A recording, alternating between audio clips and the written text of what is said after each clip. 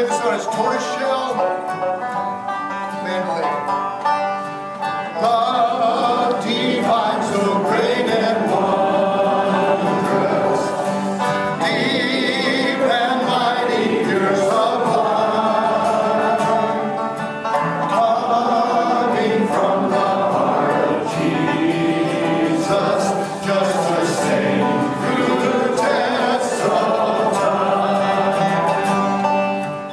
He, the pearly gates shall open, so that I may enter in. For he purchased my redemption and forgave me all my sin. This is where he'd sing it in Swedish. You can imagine that.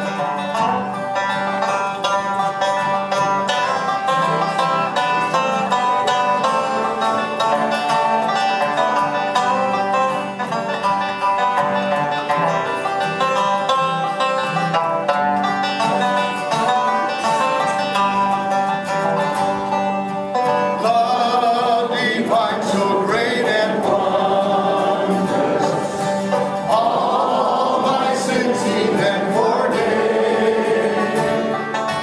I will sing his praise forever, for his blood, his power to save. He, the pearly gates will open, so that I may enter in.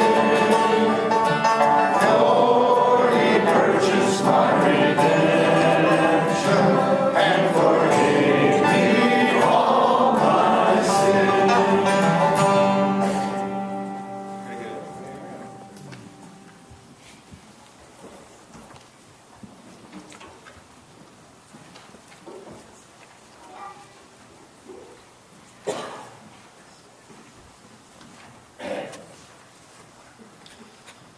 At this time, I'd like to invite Dino, come on up and share with us.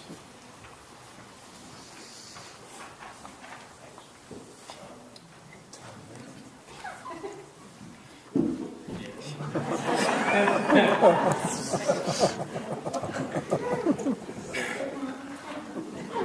know, what? I said, Dean, you've gotten older. Yeah. Do I? Who is that? Is that Conrad? Yeah. Man! I thought you were Reverend Dan there for a second. You scared me. You know, Dad, just wanted this to be a great time of rejoicing, joy, and Barbara, she has set the example this week. I've never seen her so happy.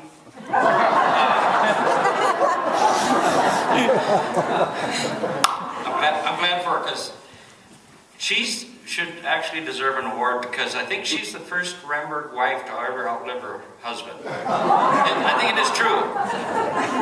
Oscar, his wife died before him. Oh no, he died before her. Huh?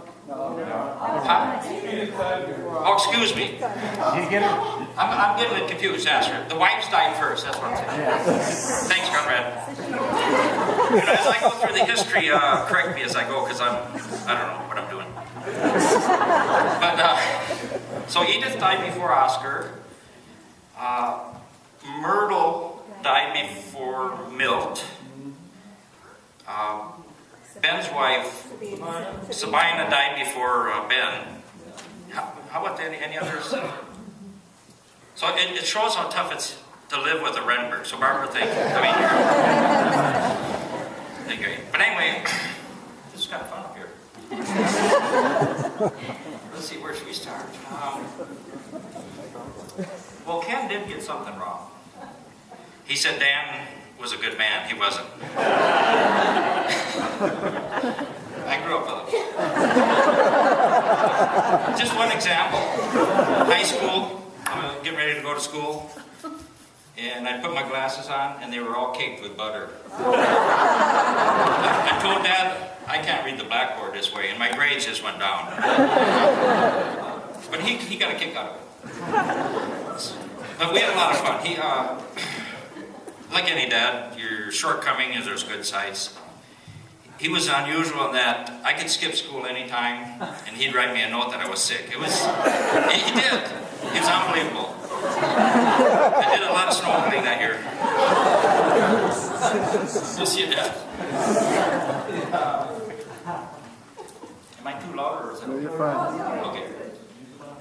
Okay, the history of Daniel Theodore. Huh? Oh, Mike. Oh, sorry. The history of Daniel Theodore Renberg started in the mind of God before God ever created the world. Isn't that incredible? And God created quite a character in Dad. I think when he was mixing stuff, the jokester jar kind of spilled over. Kind of got into us kids too. Quiet out there. I do have a bouncer in the crowd to throw anybody out. Dave Swift, will you stand up? Rascal, you won't. Dad's arrival to Earth was February 10th, 1917. Get dry. Born to Axel and Edla Renberg in Cherry Valley, Illinois. You know, I just found that out. I thought it was Arpin, but Cherry Valley, Illinois. He was number 8 of 9 kids. They grew up in a dysfunctional family on the farm in Arpin. You know, we're going to just be honest here, okay?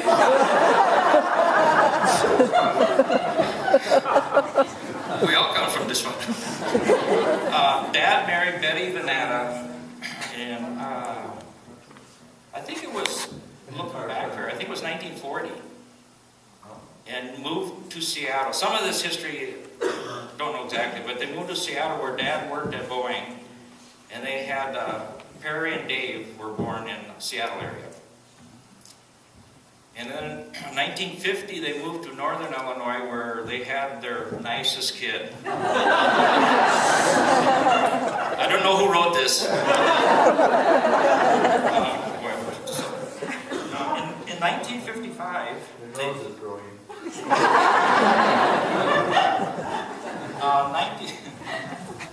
1955, they moved to northern Wisconsin. Is that Perry 1955 around? Yeah. Okay. Where they had the daughter they always wanted. Yeah, Elizabeth. She was the favorite of the family. Well, maybe not. I don't know. Dad was a carpenter, farmer during those years. Dad loved the outdoors, like I think Ken said. And that was mainly because Mom kicked him out of the house a lot.